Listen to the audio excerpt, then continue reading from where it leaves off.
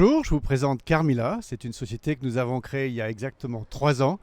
Elle a aujourd'hui 205 centres commerciaux pour une valeur d'actifs bruts de 5 milliards 400 millions d'euros et à peu près 300 millions de loyers par an. Elle exploite ces centres commerciaux dans 3 pays qui sont la France, l'Espagne et l'Italie, en fait l'Italie du Nord. Et elle ne possède aucun mur d'hypermarché, seulement les centres commerciaux qui sont attenants au magasin Carrefour.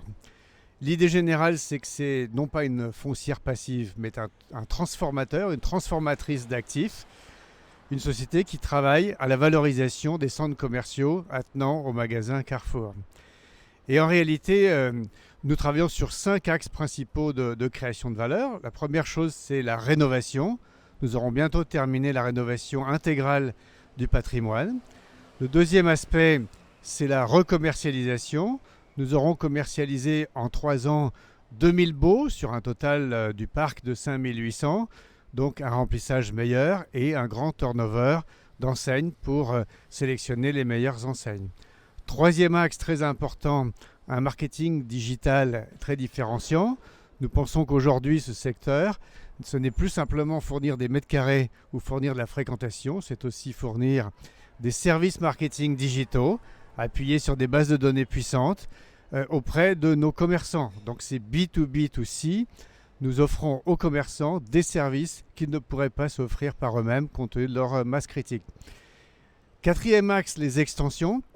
Nous avons un très gros pipeline d'extensions pour 1,5 milliard d'euros. Ça représente 28% de notre taille actuelle. C'est beaucoup par rapport à nos concurrents.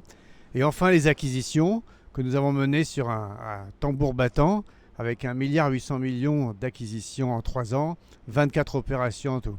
Alors bien sûr, tout ça coûte assez cher, tout ça consomme du capital. Nous finançons toute notre activité à 40% en dette et 60% en fonds propres.